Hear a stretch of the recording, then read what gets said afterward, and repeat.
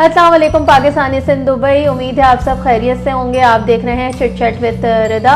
और जो हमारे साथ आज गेस्ट मौजूद हैं वो ऐसी गेस्ट हैं, कहना चाहिए हर किसी को ना उनकी ज़रूरत पड़ती है। जब हमारे घर में कोई ओकेजन होता है, जैसे शादी कर लें, एंगेजमेंट है, बच्चे की बर्थडे है, तो हमारे जहन में जो सबसे पहले ख्याल आता है वो आता है वेन्यू का। वेन्यू के बाद ये ख्याल आता है कि चलो वेन्यू के बाद इवेंट ऑर्गेनाइज़र कौन होगा जो आके वहाँ प्रॉपर हर सेटअप करे, डेकोरेशन करे, डीजे हो, पिक्चर्स हो, वीडियोग्राफर हो। तो फिर ये सबसे ज़्यादा मुश्किल होती है कि हमें ये कौन मिलेगा जो हमारा प्रॉपर सारी चीज़ें जो है ये करके दें। तो हमारे साथ जो मौजूद हैं, वैसे तो आप सब उनको जानते हैं, तो उससे रिलेटेड तो वो है MDD इवेंट कंपनी की ऑनर है हमारे साथ मुनज़्ज़ा एहतशाम। लेकिन आज हम जानेंगे मुनज़्ज़ा के बारे में कि हमें पता है कि इसके अलावा यानी इवेंट कंपनी के अलावा मुनज़्ज़ा क्या करती हैं अपनी पर्सनल लाइफ में। तो आज हम आपको मिलवाते हैं मुनज़्ज़ा एहतशाम से। अस्सलाम वालेकुम मुनज़्ज़ा, क्या हाल है आपके? अस्सलाम वालेकुम। वालेकुम अस्सलाम। It's really pleasure meeting you, Thank you so much. Rida, and thanks to PID Group जिन्होंने मुझे आज यहाँ इनवाइट किया है एंड बहुत अच्छा लग रहा है। It's really honour. अरे थैंक यू सो मच। बल्कि हमें थैंक यू करना चाहिए, आपका इतना बिजी स्केड्यूल होता है, हमें मालूम है। उसके बाद भी आपने हमें टाइम दिया, उसके लिए दिल से शुक्रिया भाई। सही बात है, क्योंकि मैं देखती रहती हूँ आपकी माशाल्लाह एक्टिविटीज़, यानी कोई दिन ऐसा नहीं है जिस दिन आप मुझे फ्री दिखी हूँ। आज फला वेडिंग, तो आज ये तो वो, अल्हम्दुलिल्लाह बिल्कुल अल्हम्दुलिल्लाह काम सेट चल रहा है आपका। जी बिल्कुल माशाल्लाह। ये तो दिसंबर आपको जैसे पता है, हाँ, शादियों का होता है, ये तो बैक टू बैक इवेंट्स चलते रहे और स्टिल गोइंग ऑन। मुझे लगता है दिसंबर में लोग ज्यादा शादियां करते हैं क्योंकि एक तो वेदर बड़ा अच्छा होता है ना, इसमें ना गर्मी ना सर्दी, यानी नॉर्मल वेदर यहाँ के लिए, UAE वालों के लिए तो ये वेदर नॉर्मल में ही आएगा। जी बाकी पाकिस्तान में तो दिसंबर में डेस्टिनेशन वेडिंग्स बहुत होती हैं। अच्छा। क्योंकि जो बाहर कंट्रीज होती हैं वहाँ सर्दियाँ ज़्यादा होती हैं, तो वो लोग इस वेदर को एंजॉय करते हैं और आउटडोर वेडिंग ज़्यादा करते हैं। आउटडोर इवेंट्स होते हैं और इस वजह से दिसंबर हमारा बहुत बिजी जाता है। मुनज़्ज़ा, वैसे तो आपको सब जानते हैं माशाल्लाह, यानी MDD इवेंट कंपनी के नाम से आप बड़ी फेमस हैं कि हर किसी को पता है कि ये MDD मुनज़्ज़ा एहतशाम की है। आज हम इससे थोड़ा सा ना हट के बात करेंगे। यानी मैं भी आपको सिर्फ इतना ही जानती हूँ कि आप एक इवेंट ऑर्गेनाइजर हैं और आप एक कंपनी की ऑनर हैं, बस इससे ज़्यादा मुझे कुछ नहीं आपके बारे में पता। तो आज हम करेंगे थोड़ी आपकी पर्सनल लाइफ के बारे में बात, क्योंकि हमारे ग्रुप में भी आपकी काफ़ी ज़्यादा यानी कह लें कि फ़ैन फॉलोइंग है कि लोग जो आपको जानते हैं। आप माशाल्लाह खुद एक ग्रुप चला रही थी, इवेंट्स आपने काफ़ी लेडीज़ करवाए हैं, तो काफ़ी लोग आपके इवेंट्स में आ चुके हैं। मैंने देखा, मैंने एक इवेंट आपका अटेंड किया था बहुत पहले, तो बहुत सारी लेडीज़ ऐसी हैं जो हमारे PID की मेंबर हैं जो वहाँ मौजूद थी। तो आप यानी आज हम करते हैं इससे थोड़ा सा हट के बात। तो सबसे पहले तो आप ये बताइए कि आपकी शादी कौन से ईयर में हुई और आप कब UAE आई? मैं 1998 में 1998 में आपकी शादी हुई है। आई वाज टू यंग और मैं आ गई थी फ़ौरन ही यहाँ पे शादी के बाद। उसके बाद मैंने लाइफ जो एक तो शादी के बाद लाइफ बहुत चेंज हो जाती है, क्योंकि हम अपनी मेरी जो फैमिली है उसमें हम माशाल्लाह बहन भाई, हम 7 बहन भाई थे माशाल्लाह, और मेरे पेरेंट्स थे आर वेरी फ्रेंडली। तो हमें इस तरह का एटमॉस्फेयर था कि बिल्कुल जैसे कोई सख्ती नहीं थी घर में, और वैसे नॉर्मली हमें हर चीज़ सिखाई गई थी, लाइक दीन और दुनिया दोनों को लेके चलना है। But my father he was a very friendly. ऐसा बाप अभी मैं कहूँ क्योंकि ही इज़ नो मोर। तो उन्होंने हमें बचपन से बहुत दोस्तों की तरह हमें रखा, तो हमारे लिए लाइफ बहुत इजी थी। लाइक बस उठे, खाया पिया, स्कूल गए, कॉलेज लाइफ स्टार्ट हो गई। लेकिन शादी के बाद ऑफ कोर्स सब जैसे सब औरतों को पता है लाइफ में चेंजिंग्स आती हैं और आपका एक लाइफस्टाइल चेंज हो जाता है। बिल्कुल। तो यहाँ जब मैं आई तो मेरे हस्बैंड एहतशाम, उनके साथ एक नया लाइफस्टाइल शुरू हुआ। उसके बाद मैंने यहाँ पे फ़ौरन तो जॉब नहीं की थी, लाइक आफ्टर 2 years 2000 में मैंने स्टार्ट किया।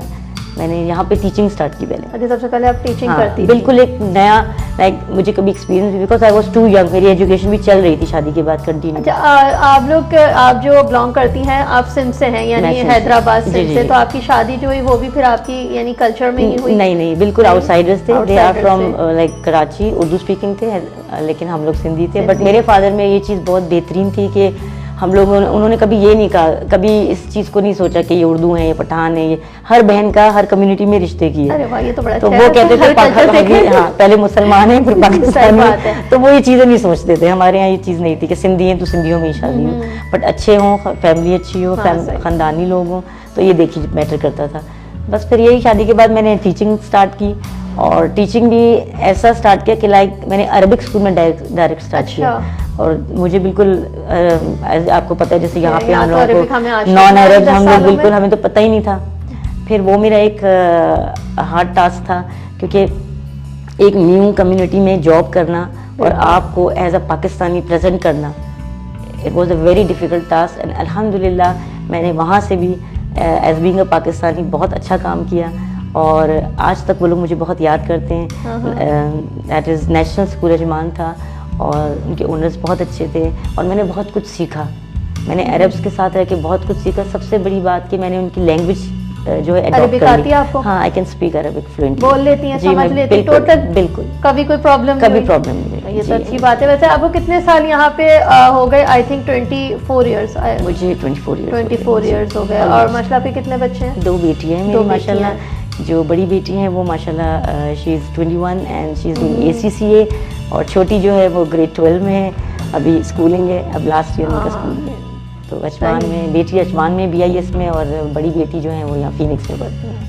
सही, आप अजमान से हैं? अजमान में रहती हैं। जब मुन्नज़ा, ये तो एक आपकी जर्नी हुई कि आपने यहाँ आई, आपने स्कूल में जॉब की, फिर बच्चे हो गए, तो लेकिन इवेंट मैनेजमेंट कंपनी का यानी ख्याल कैसे आया? क्योंकि आप टीचिंग में भी जा सकती थी, आप यानी और बहुत से थे। अब जैसे आपने आते टीचिंग यहाँ की, तो आपके जहन में ये भी आ सकता था कि मैं कोई ट्यूशन सेंटर खोल लूँ, या मैं कुछ ऐसा कर लूँ, यानी नर्सरी कुछ कर लूँ, लेकिन आपको डायरेक्ट बिल्कुल डिफरेंट फील्ड हो गई ना, कहाँ आपका स्कूल और कहाँ ये इवेंट मैनेजमेंट कंपनी। तो ये ख्याल कैसे आया? एक्चुअली जो मेरा मेजर सब्जेक्ट था स्कूलिंग में वो फाइन आर्ट्स था। अच्छा। तो मैं फाइन आर्ट्स की स्टूडेंट थी। फाइन आर्ट्स करने के बाद मैं ड्यूरिंग मतलब स्टडीज़ में शादी करके यहाँ आ गई थी। तो फिर मैंने यहाँ पर कंटिन्यू किया 3D डिज़ाइनिंग। तो मुझे शौक था कि मैं इसी, क्योंकि मैं आर्टिस्ट थी, मैं पेंटिंग्स बहुत अच्छी कर लेती थी। मैं लाइव स्केचिंग, जैसे आप मेरे सामने जी, जैसे आप मेरे सामने बैठी हैं तो मैं देखते देखते देखते आपको 10 मिनट्स में से ड्रॉ कर लेती थी। अब तो वो प्रैक्टिस नहीं रही, लेकिन मैं बहुत अच्छी एक आर्टिस्ट रही हूँ। तो मेरा कलर्स के साथ ना मेरी बहुत मोहब्बत है। I love colours. तो मुझे था कि बस इसी फील्ड में।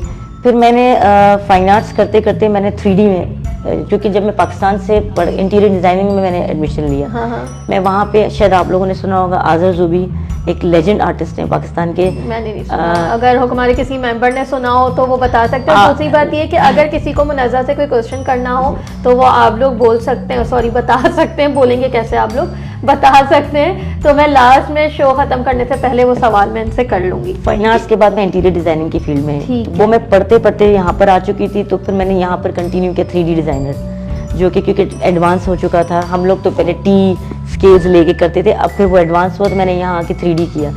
जब मैंने 3D कर लिया तो मेरा माइंड हुआ कि व्हाई नॉट इवेंट स्टार्ट करते हैं। तो फिर मैंने इसी तरह से इवेंट मैनेजमेंट स्टार्ट किया। फिर स्लोली मैंने इवेंट स्टार्ट करना शुरू किया। जब आपने ये घर में डिस्कस किया कि मुझे किस तरह का इवेंट मैनेजमेंट कंपनी खोलनी है, तो क्या रिएक्शन आया था हस्बैंड का? यानी कितना सपोर्ट किया? क्योंकि फैमिली की सपोर्ट के बगैर तो कोई काम हम लड़कियां तो कर ही नहीं सकते ना। नहीं, मैंने जैसे आपको बताया, मेरे घर में मेरे फादर बहुत फ्रेंडली थे, तो हम हर चीज़, थैंक यू वेरी मच। जो लोग कहते हैं ना मैं चाय टाइम पे नहीं देती है उनके लिए देखने के लिए, मैंने ना बोले मुझे पानी और चाय दोनों टाइम पे मिला था मैंने। हाँ, मेरी कोक आ रही है जी। तो मैं मेरे फादर, जैसे मैंने बताया आपको, बहुत फ्रेंडली थे।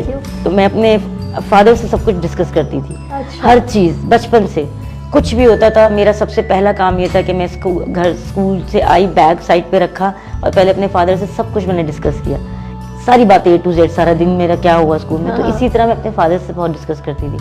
तो उनको मैंने बताया कि मेरा इस तरफ, वैसे सबसे पहले मैं आपको एक चीज़ बताऊँ जो शायद किसी को पता नहीं है, सबसे ज़्यादा वो कि मैं आर्टिस्ट बनना चाहती थी। अच्छा। यानी कौन सी आर्टिस्ट? TV actress. अच्छा, टीवी एक्ट्रेस बनना चाहती थी। अच्छा, मैं क्या कहते हैं, मुझे टीवी एक्ट्रेस से एक सवाल भी था मेरा, अब आपने बात छेड़ी है तो मैं आपसे कर भी लेती हूँ। मुझे, मेरी नॉलेज में है कि आपका जो बैकग्राउंड है वो थोड़ा सा शोबिस की तरफ से है। अगर मसला नहीं तो मैं नाम ले देती हूँ। हाँ, तो ये यानी यासिर नवाज, जो निदा यासिर हैं, जो ARY से शो करती हैं, वो आपकी भाभी हैं। जी जी जी, ठीक है। और वो आपके यानी कजन ब्रदर है, यासिर फर्स्ट कजन है। तो आप लोगों का तो यानी शुरू से वो चलता ही आ रहा था। तो वही मुझे एक सवाल ही आपसे मुझे करना था कि आपको खुद कभी शौक हुआ कि मैं ड्रामों में जाऊं या मूवीज करूं? मुझे बहुत इंटरेस्ट था, बहुत ज़्यादा। और मेरे मरहूम चचा, अल्लाह उन्हें जन्नत नसीब करे, उनके साथ मैं बहुत उनकी स्क्रिप्ट्स याद कराती थी उनको। तो वो कहते थे कि अगर ये टीवी में आ गई ना तो ये धूम मचा देगी। तो क्यों नहीं आई? हमारे, मैंने जैसे बताया कि फादर की तरफ से स्ट्रिक्टनेस नहीं थी, लेकिन मेरे चचा ज़ाहिर वो मीडिया में थे, शोबिज़ में थे, तो उनको था कि नहीं, लड़कियां नहीं आएंगी, लड़के आ जाएं, लड़कियां नहीं आएंगी। क्योंकि उनको भी जो यासिर नवाज हैं, वो लोग भी आई थिंक 3 भाई हैं, मुझे बहनें होंगी तो वो मुझे नहीं पता, लेकिन 3 भाई का तो मैंने सुना है, जिसमें से दानिश और खुद तो हैं, और वो निदा आती है साथ में। एक भाई उनके डॉक्टर हैं, वो नहीं है, क्योंकि मुझे ऐसे पता है कि मैं, वो डेंटिस्ट है, मैं एक दफा उनकी क्लिनिक गई थी, तो मुझे वहां जाके पता चला, क्योंकि वो मुझे ना ऐसा लग रहा था कि फेस ना इनका किसी से मिल रहा है। अब वो जहन में ही नहीं आ रहा, मैं भी सोच रही हूँ। मैंने ना फिर उनसे पूछा, मैंने कहा मुझे याद नहीं आ रहा, ऐसा लग रहा है मैंने आपको कहीं देखा। वो हंस रहे हैं, फिर उन्होंने मुझे बोला कि मैं उनका भाई हूँ। मैंने कहा सही है। बस वहां तो इत्तेफाक नहीं हुआ क्योंकि ज़ाहिर परमिशन नहीं थी। सही बात। हालांकि हमारे घर में शूट्स होते थे, ड्रामा की सारी शूटिंग चलती थी, तो मैं बड़ा छुप के देखती थी, मुझे बड़ा दिल होता था मैं भी बीच में जाऊं और ना थोड़ा सा कुछ। लेकिन ये होता था कि स्कूल्स में, और फिर मैं पार्टिसिपेट करती थी इस तरह के टैलेंट शोज में। हाँ, बस वहीं तक ही रह गए आर्टिस्ट।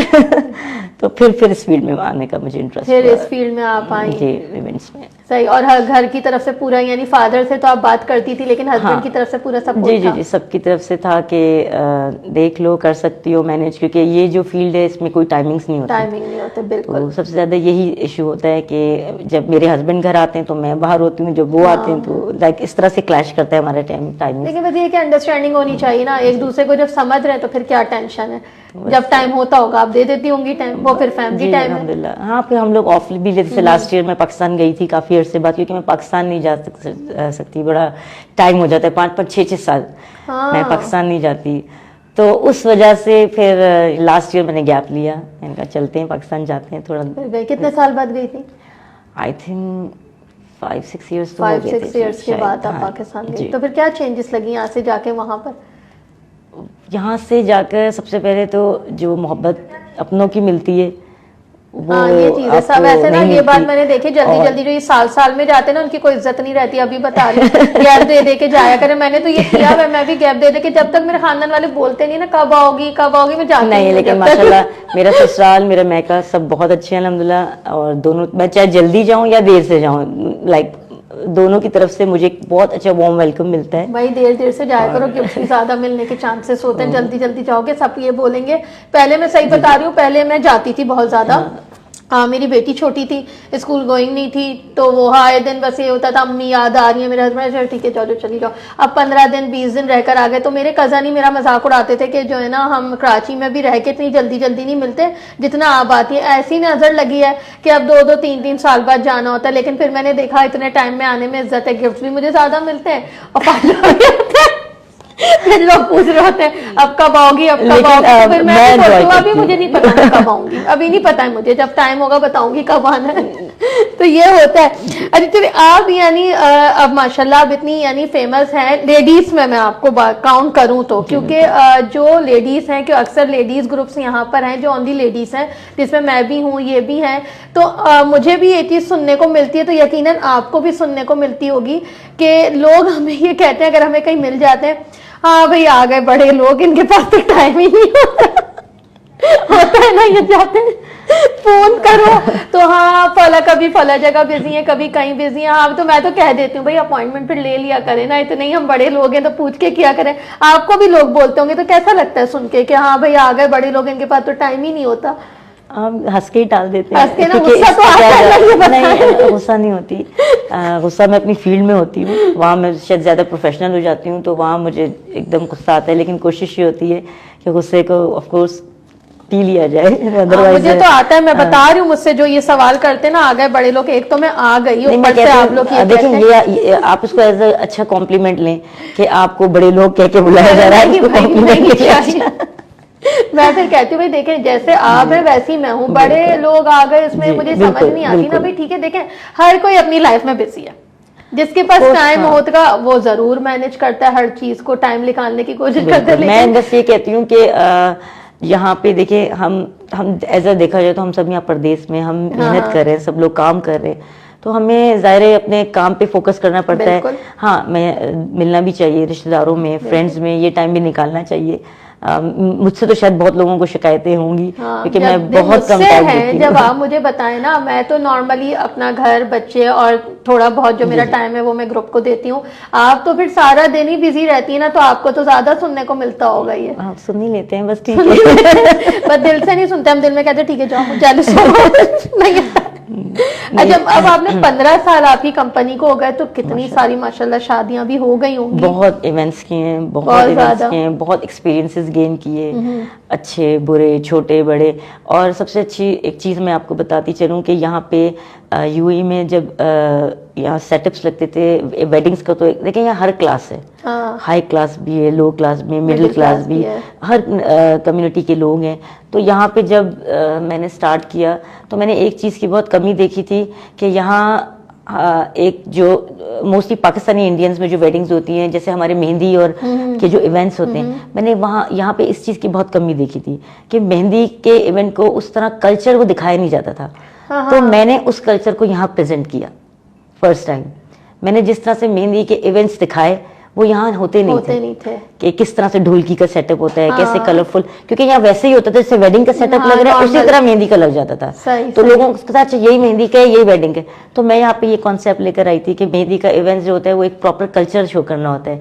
तो फिर वो कलरफुल चीजें, वो कलरफुल बैकग्राउंड, ढोलकी का पूरा एक सेटअप कैसे होता है, ढोलक क्या होती है, यहाँ ढोल तो पता था, ढोलकी क्या होती है वो नहीं पता था। तो वो सारा फिर मैंने यहाँ स्टार्ट किया। तो अल्हम्दुलिल्लाह हम लोगों के फिर मेहंदी के इवेंट्स काफ़ी एज अ स्पेशल उसमें काउंट होते थे कि क्योंकि यहाँ पे आइडिया ही नहीं था लोगों को कि इस तरह के ये कलरफुल थीम भी हो सकती है। वो ये सोचते थे कि फ्लोरल है, बस फ्लोरल किया, फ्लोरल सेंटर पीसेस हो गए, फ्लोरल बैकड्रॉप है। जब यहाँ मेहंदी का स्टार्ट हुआ ना, जैसे इंडिया पाकिस्तान में तो आपको पता है कितने कलरफुल इवेंट्स होते हैं, फिर यहाँ पे अल्हम्दुलिल्लाह अब ये ट्रेंड भी चल चुका है। ये तो अच्छी बात है।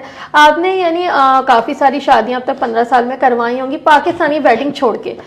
कोई ऐसे कल्चर की शादी बताएं जो आपको आज तक याद हो और आपका दिल करता हो कि मैं इस कल्चर की शादी जो है ना बार बार ऑर्गेनाइज करूं, पाकिस्तानी नहीं इसके अलावा। देखिए हमने बंगालीज का इवेंट किया और मैंने यहाँ पे बोरीज का इवेंट किया था। तो उनका मैंने फर्स्ट टाइम देखा था कि उनका मस्जिद में ही होता है। अच्छा, मस्जिद में उनकी या तो उनकी बहुत ग्रैंड इवेंट होता है या फिर उनका जो निकाह होता है तो वो मस्जिद में करते हैं। और मस्जिद में उनका एक बड़ा, उनकी थालीज लगती हैं डिफरेंट, जमीन पे थाली सजती है उनकी, और उनकी हर थाली बिल्कुल एक जैसी होनी चाहिए। हर गेस्ट की थाली लाइक एक प्लेट में उनकी पूरी डेकोरेशन होती है, पूरा फ्लोर सीटिंग होती है। तो वो कल्चर मुझे बड़ा अट्रैक्ट किया था कि ये, क्योंकि लोग नॉर्मली यहाँ पे तो आपको पता है टेबल चेयर्स में जो होटल्स की सेटिंग होती है उनका बहुत डिफरेंट था सब कुछ। तो उस कल्चर में काम करके मुझे एक बड़ा एक्सपीरियंस हो और बड़ा डिफिकल्ट टास्क होता है क्योंकि उनको हर चीज़ बहुत प्रॉपर और पंचुअल बहुत होते हैं वो लोग।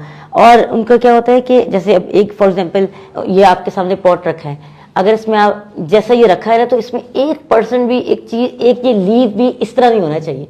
अच्छा, एक्यूरेट हर प्लेट उनकी इसी तरह थाली सजती थी। तो हाँ, लेकिन जब वो कलरफुल और उनका हर चीज उनकी बहुत डिफरेंट है हमसे। अच्छा, वो एक्सपीरियंस थोड़ा हमारे लिए डिफिकल्ट था और मुझे हुआ कि नहीं, इनके जो कम्युनिटीज पे काम करना चाहिए। And they are very good clients, पे अच्छा करते हैं ये लोग, दे वांट एवरीथिंग, बट उनके ये होता है कि बार्गेनिंग नहीं करते। नहीं करते bargaining, to be very frankly हमारे पाकिस्तानी इसमें होती है। सॉरी, मैं बोलना नहीं चाह रही थी, मुझे पता है। लेकिन ये कि पता है क्यों, मैं क्यों समझती हूँ, क्योंकि शायद एज बीइंग अ पाकिस्तानी वो हमसे एक खुलकर कह देते हैं कि शायद वो यहाँ रह रहे हैं तो हम जितना उनको डिस्काउंट दे सकते हैं, बाकी दूसरी कम्युनिटीज थोड़ा सा हेजिटेट करती हैं। हो सकता है। हो सकता है कोई जो इंडियन हम वेडिंग तो प्लानर भाई होगा। आप ये बताएं ना, आप खुद कराची से हैं, हम नॉर्मल बाजार चले जाते, कितना वो पठानों की मार्केट में कितनी बार्गेनिंग, वो अगर 6,000 बता रहे हम तो डायरेक्ट ही 50% पे आ जाते, 3,000 का दे दो, वो भी उस शक्ल देख रहा होता क्या। फिर आहिस्ता आहिस्ता हम लोग 500। लेकिन हमारे साथ एक बड़ा नुकसान है एक चीज का कि जब क्लाइंट वेन्यू तो बुक करके आ जाता है, ड्रेसेस भी हो जाते हैं, मेकअप आर्टिस्ट भी बुकिंग हो जाती है, जब वो सेटअप पर आते हैं ना तो वो सारा निचोड़ सेटअप पे आके करते हैं कि यहाँ हमें डिस्काउंट दे दिया जाए। हाँ। तो हम कहते हैं भाई हम भी कंपनी रन कर रहे हैं, सही बात है। मतलब लाइक उनकी रिक्वायरमेंट्स बहुत सारी होती हैं, उनको हर चीज चाहिए, बट बजट को लेके फिर वो कहते हैं नहीं जी, बजट की कॉस्टिंग पे आके फिर तकलीफ होती है हमें। तो कोई ऐसा वेन्यू बताया आपने, यानी इतनी शादियां कराई, कोई एक ऐसा वेन्यू होगा कि आपको जो बड़ा ही खूबसूरत लगता होगा और आपको वहाँ सेटअप लगाने में मजा आता होगा, और आपकी कोशिश होती हो कि कोई जो भी क्लाइंट आए ना वही वेन्यू बुक करवा ले?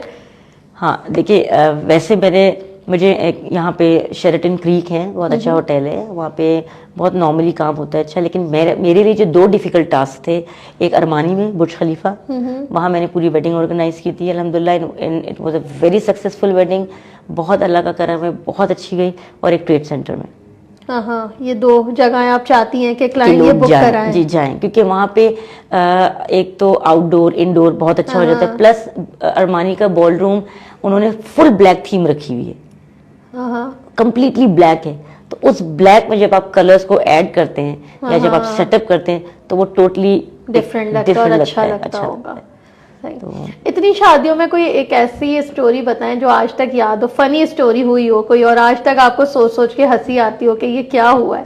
फनी स्टोरी तो एज सच इवेंट का इतना हैक्टिक ये हमारी फील्ड है कि इसमें फन तो बहुत कम होता है। आपके सेटअप में नहीं है, अब आप सेटअप लगाने के बाद वहाँ मौजूद होती हैं। हाँ, तो भाई शादी में कुछ ऐसे फनी हुआ हो कि आपको आज तक हंसी आती हो कि ये क्या हुआ है? शादी में फनी तो ऐसा इतना, मैं टू बी वेरी फ्रैंकली इतना कुछ नहीं हुआ, लेकिन हाँ ट्रेजेडीज काफी हो जाती हैं। चलिए एक मतलब एक दफा ऐसा हुआ था कि हमारा एक इवेंट था और मैंने पूरा ऑर्गेनाइज किया था, और वहाँ पर क्लाइंट काजी आते हैं, जैसे यहाँ पे निकाह के टाइम, तो यहाँ पे रूल होता है कि काजी ने अगर आपको 8 बजे का टाइम दे तो इट मीन्स 8 से 8:05 हुआ तो वो चले जाते हैं। पाकिस्तान की तरह नहीं है, काजी साहब आके 1 घंटे तक बेचारे सो गए, बैठ गए, यदि बाराती नहीं आई हुई है। यहाँ मुझे बड़ा अच्छा लगता है कि यहाँ पे बहुत रूल्स हैं, बहुत अच्छे रूल्स फॉलो होते हैं कि टाइम पे हर चीज हो जाती है।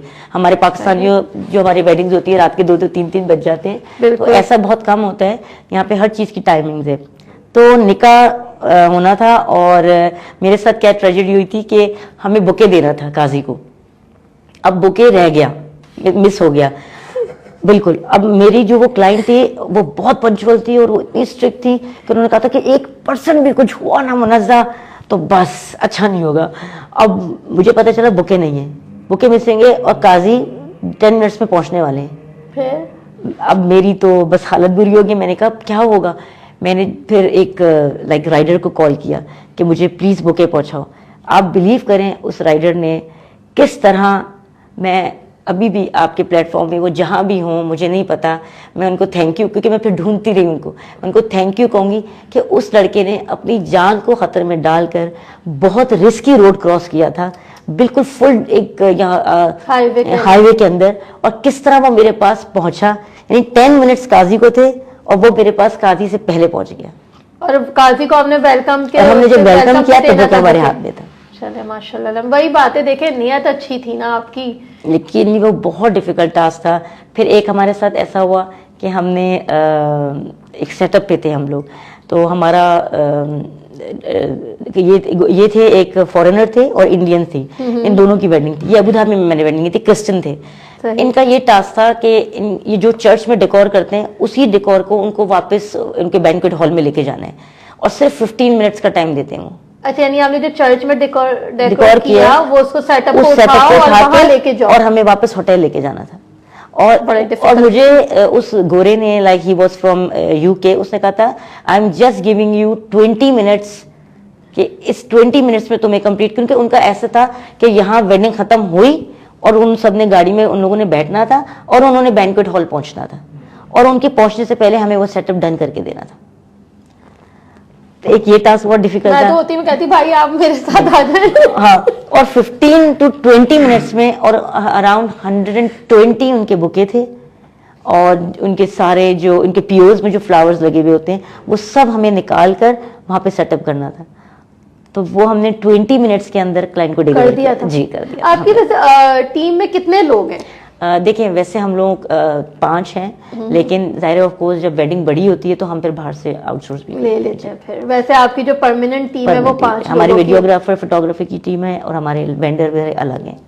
सही, ठीक है। ये तो खैर हो गए। कोई ऐसा कस्टमर बताएं जिसको आप चाहती हो कि ये अपनी फैमिली की हर शादी जो है ना ये दुबई आके करे और मुझसे ही पूरा इवेंट ऑर्गेनाइज करवाए। नहीं ऐसा नहीं होता, हर कस्टमर कोई एक आया होगा डेस्टिनेशन वेडिंग करने के लिए जो आपको, यानी कुछ देखें कुछ कस्टमर जैसे आपने वो आंटी का बताया कि बस ये बुके मिल जाना चाहिए। बहुत ऐसे इवन मैं उनको भी इंक्लूड करूंगी। But she was a very nice person. मैं आज भी उनको याद करती हूँ। मैंने जो उनसे हम लोगों ने जो बजट दिया, उन्होंने मुझसे कोई कॉम्प्रोमाइज नहीं किया। उन्होंने सीधा कहा okay I am going to pay you, सब कुछ उन्होंने एज इट इज हमें पे किया, बट वही के हर चीज उनको, लेकिन अल्हम्दुलिल्लाह शी वाज सो हैप्पी, बहुत खुश हुई मुझसे। आज भी वो मुझे याद करती हैं और मैं उनको करती हूँ। पूछे ना फैमिली में कोई और है शादी के लिए आ रही है? उनकी और उनकी बेटियां हैं, बाकी क्लाइंट्स हैं। अभी मैंने लास्ट 23 दिसंबर को किया था एडी, she came from UK, Chicago, USA, Chicago से आई थी। मैं चाहती हूँ वो जरूर है दोबारा। वो बहुत अच्छी क्लाइंट थी मेरी, और मेरे एक अबू धाबी से भी क्लाइंट आए हुए थे, वो भी कनाडा से आए हुए थे। तो ऐसे मैं सिर्फ ये चाहती हूँ जो डेस्टिनेशन वेडिंग्स करने के लिए आते हैं वो बार बार जरूर हैं, वो बार बार क्योंकि वो बार्गेनिंग नहीं करते। बार्गेनिंग नहीं करते, दूसरा वो ट्रस्ट करते हैं, जो हम दिखा रहे होते हैं वो हम पे ट्रस्ट करते हैं।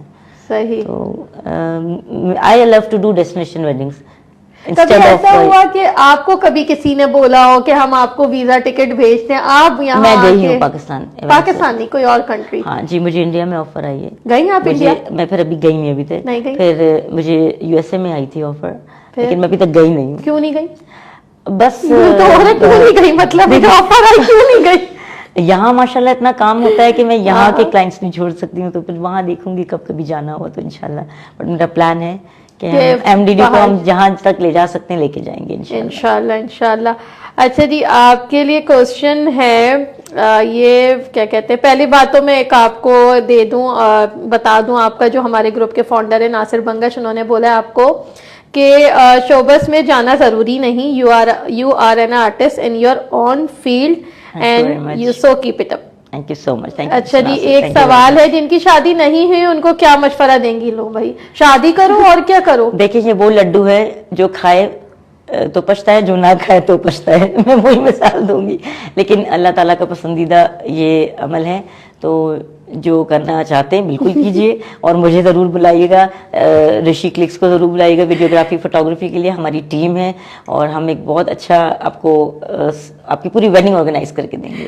अच्छा जी, हमारी कैडमिन टीम से है, वो आपको काफ़ी अप्रिशिएट करे, कह रहे great discipline and timing communicate.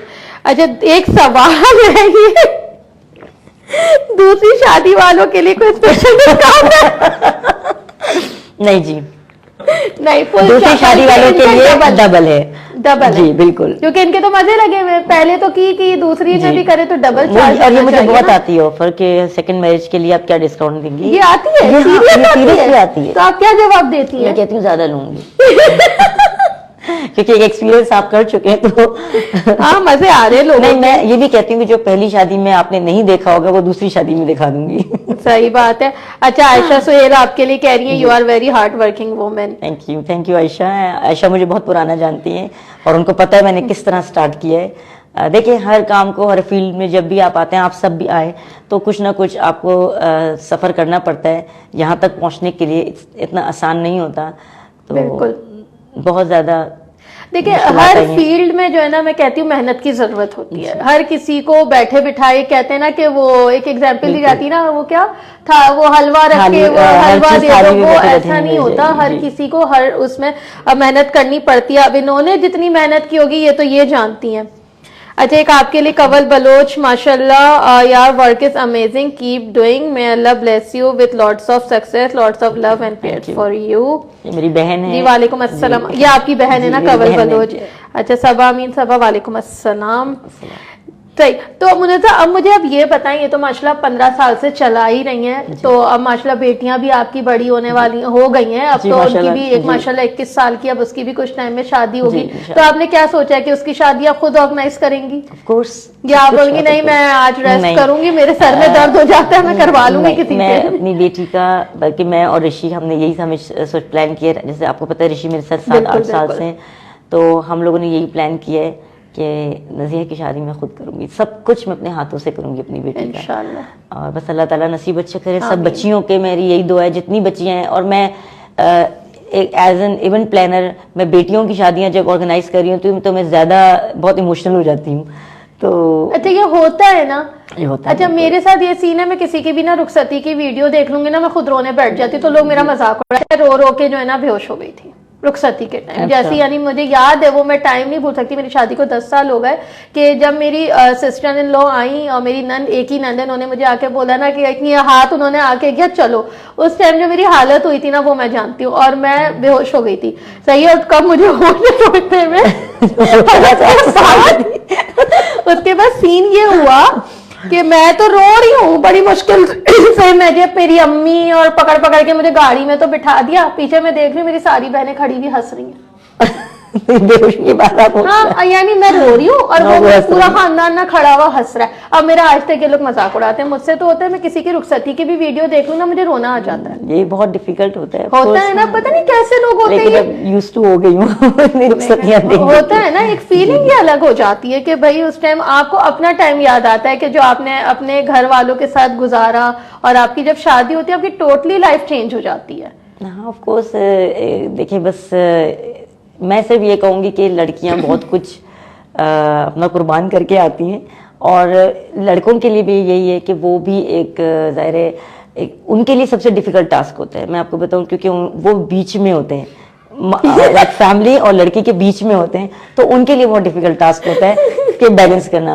तो जो बैलेंस कर जाता है वो कामयाब है, जो नहीं करता वो बेचारा। ये बात तो मैं अभी 100% एग्री करती हूँ। ये लड़कों को ना बैलेंस लेके चलना चाहिए, कि यानी ये नहीं करना चाहिए। ये मैं बिल्कुल, खासतौर पे जो अनमैरिड लड़के हैं ना, ये तो मैं उनको मैसेज देती हूँ कि कभी ना ये मत करेगा कि देखें, हर लड़की की एक फीलिंग होती है, वो अपना घर आपके लिए छोड़कर आती है, तो चाहे आप उसको बोलें कि जो मेरी अम्मी कह रही है वो सुनो, लेकिन एकदम ना ये उसमें नहीं, गुस्से में नहीं, भाई जो मेरी अम्मी ने कह दिया वही होगा इस घर में, फिर नहीं सुनना उसने। मेरे जैसी तो बिल्कुल नहीं सुनने वाली है, नहीं सुनना। आप उसको प्यार से कह लें, वो मान जाएगी। बिल्कुल।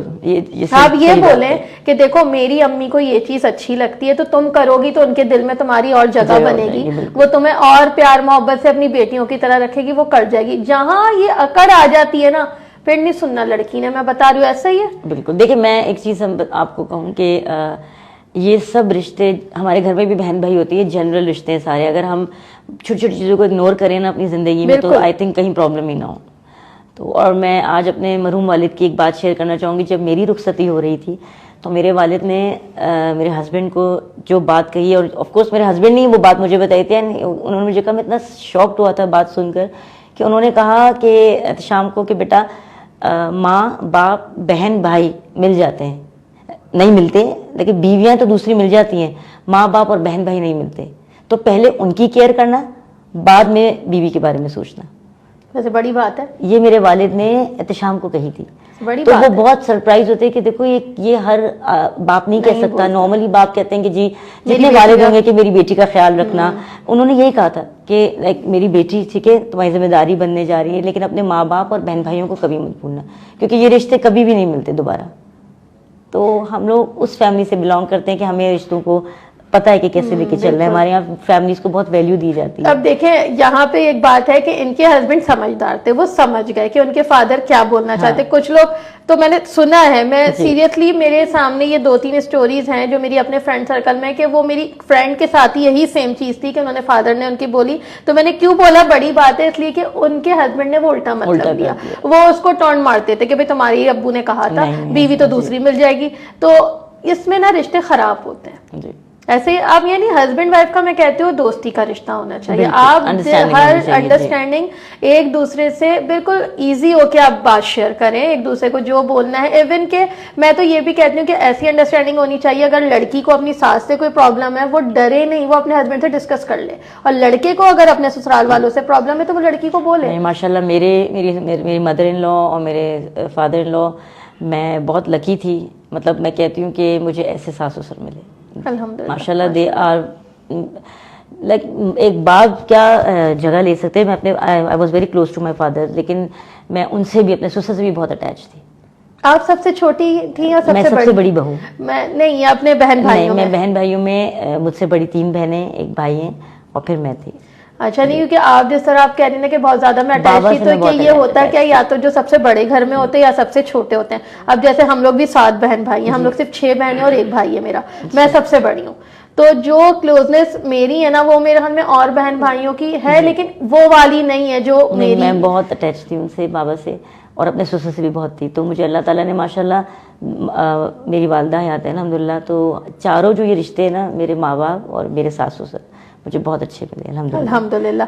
मुनव्वर, चलिए अब शो को एंड की तरफ लेके जाते हैं, तो मेरा लास्ट आपसे ये क्वेश्चन है कि आप 15 साल से माशाल्लाह ये कंपनी चला रही हैं और आगे भी आप हजारों साल तक इसको चलाएं, लेकिन आपने यानी फ्यूचर में इसी को कंटिन्यू करने का सोचा या आगे आपने कोई और प्लान किया हुआ है कि इन फ्यूचर मैंने अब ये चीज़ करनी है? जी, मैं फिलहाल तो अभी मेरा यही प्लान है कि MDD इवेंट्स को मुझे आगे लेकर जाना है इंशाल्लाह, और इंशाल्लाह इवेंट्स में और भी जितनी नई एडवांस टेक्नोलॉजीज, जैसे हमारी यहाँ पे काफ़ी जैसे लास्ट टाइम मैंने देखा था एक इवेंट में, जैसे पुराने ज़माने में टेंट के अंदर शादियाँ होती थी, फिर होटल्स आए, फिर नई नई बैंक्वेट बनते, इक्विपमेंट्स बन गए, डिफरेंट आइडियाज़ आ गए। तो मेरे पास आइडियाज़ बहुत हैं सेटअप को लेके और वेडिंग्स को लेके, तो मैं चाहती हूँ मैं उन आइडियाज़ को आहिस्ता आहिस्ता शेयर करती जाऊँ। जैसे मैंने आपको बताया कि मेहंदी का यहाँ नहीं था इस तरह से, तो देखिए इंशाल्लाह आगे प्लान मेरा है कि मैं इसी कंपनी को आगे लेकर चलूंगी, बल्कि आगे बढ़ाऊंगी। यूएई से बाहर अगर मौका मिला तो वहां भी जरूर करूंगी इंशाल्लाह। इंशाल्लाह। एक आपके लिए कमेंट है, माशाल्लाह you are a example for ladies, God bless you. अच्छा मुनव्वर, बस लास्ट में मैं चाहूंगी कि एक कोई मैसेज आप खास तौर पे लेडीज को देना चाहें, लड़कियों को जो कि बिजनेस करते हुए डरती हैं कि नहीं हम इस फील्ड में नहीं कर सकते, या किसी भी फील्ड में, कि वो उनको एक डर होता है कि मैं नहीं मैनेज कर पाऊंगी, उनके लिए क्या मैसेज देंगी आप? मैं सबसे पहले ये कहूँगी कि कुछ भी काम स्टार्ट करने से पहले इस्तिखारा ज़रूर कीजिए, क्योंकि जब आप किसी फील्ड में कदम रखते हैं तो अल्लाह से मशवरा करना पहले बहुत ज़रूरी है। मैंने सबसे पहले जब ये MDD स्टार्ट की थी, तो जब मैं लाइसेंस बनाने जा रही थी तो मैंने इस्तिखारा किया था। जब आप इस्तिखारा कर लेंगे तो सबसे पहले आपका जो अंदर डर है वो वैसे ही ख़त्म हो जाएगा। तो इससे बेहतरीन मशवरा कोई है नहीं जो रब की ज़ात देती है। फिर आप अपने अंदर कॉन्फिडेंस लेकर आएँ।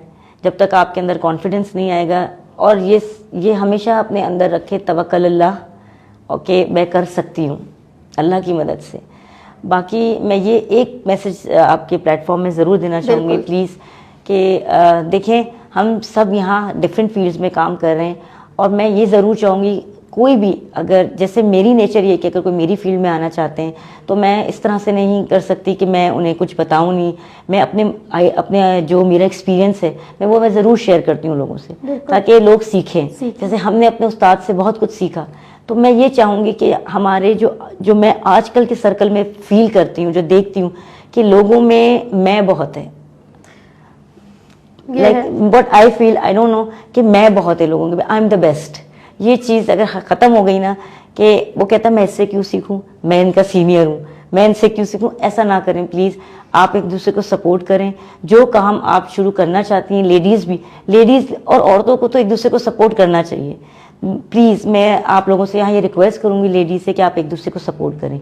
आप किसी भी फील्ड में अगर आपको लगता है कि मेरे एक मशवरे से, एक एडवाइस से किसी का भला हो सकता है, तो वो ज़रूर करें। ये ना सोचें कि अगर मैंने इसको कोई एक अच्छी एडवाइस दी और ये मुझसे आगे ना निकल जाए, तो देखें रिस्क अल्लाह की ज़ात है, आप किसी का रिस्क नहीं छीन नहीं सकते आप, तो आपके नसीब में जो लिखा है वो आपको मिलेगा। ये ज़रूर कहूँगी कि आप जो जानते हैं और कोई अगर आपसे कुछ सीखना चाहता है तो प्लीज़ सपोर्ट करें। As being a Pakistani, as being a Muslim, एक दूसरे को सपोर्ट करें प्लीज़।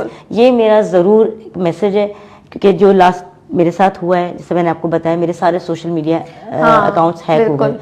तो कौन था मैं नहीं जानती, बस ये कि अल्लाह हिदायत दे ऐसे लोगों को, क्योंकि मेरा बिजनेस पे बहुत इफेक्ट हुआ, मेरे काफ़ी फॉलोअर्स थे उसमें, मेरा फेसबुक, इंस्टा, तो सब कुछ मेरा उसकी वजह से काफ़ी डैमेज हुआ। 10 साल पुरानी आईडी थी आपकी? 10 साल पुरानी आईडीज थी, तो ज़ाहिर है ऑफ कोर्स ये कंपटीशन ही होता है जो बिजनेस में, जो प्रोफेशनल जेलसी होती है। तो मैं यही कहूँगी कि प्लीज़ लेडीज़ हो या जेंट्स हो, इस चीज़ को प्लीज़ अपने अंदर से एक दूसरे को सपोर्ट करना चाहिए। Exactly. Thank you so much Munazza कि आप इतनी दूर से आई और आपने जो है टाइम निकाला, क्योंकि शादियां तो चल ही रही हैं। दिसंबर है, दिसंबर में पता नहीं कि लोग बहुत ज़्यादा शादियां करते हैं, वेदर अच्छा होता है इसलिए ना। तो बस, और इंशाल्लाह फिर हमारा कोई पीआईडी का इवेंट होगा, हम इनसे ऑर्गेनाइज करवाएंगे। और जो पीआईडी के सॉरी मेंबर्स हैं, उनके घर में कोई ओकेजन हो तो आप इनसे कांटेक्ट कर सकते हैं, ये आपकी पूरा सेटअप आपको ऑर्गेनाइज करके देंगी। वेन्यू भी आप बता देती हैं? मैं वेन्यू भी करती हूँ, मैं पूरा इवेंट प्लान भी करके देती हूँ कि इवेंट को करना कैसा चाहिए, सब कुछ देख लें, बैठे बिठाए सारे काम आपको हो जाएंगे। और इसी के साथ हम चाहेंगे आपसे इजाजत। बहुत बहुत शुक्रिया, थैंक यू सो मच आपका, क्योंकि मैं वाकई मैं जितना इनको बिजी देखती हूँ ना, तो मुझे था कि शायद ये नहीं आ पाएंगी, मुझे यही बोलेंगे मेरे पास टाइम नहीं है। नहीं, इतने खुलूस से आपने बुलाया है, और थैंक यू आपके ग्रुप का, आपके एडमिन्स का, इस ग्रुप के ओनर्स का, आपका स्पेशली कि आपने मुझे यहाँ इनवाइट किया, मुझे इस काबिल समझा कि आज मैं आप लोगों के बराबर बैठी हूं। हमारे नहीं, ऐसी कोई बात नहीं है, हम सब एक ही सर्कल में, हम एक दूसरे को सपोर्ट नहीं करेंगे तो फिर कौन करेगा? आप लोग हमें सपोर्ट करते हैं तो हमारे ग्रुप के मेंबर्स बढ़ते हैं, तो हमारा भी फर्ज है कि हम आप लोगों को सपोर्ट करें। तो मिलते हैं एक नेक्स्ट शो में, नेक्स्ट वीक, समझ गए ना, मतलब ऑल्टरनेट वेडनेसडे पे मिलते हैं एक नए गेस्ट के साथ। जब तक के लिए अल्लाह हाफिज।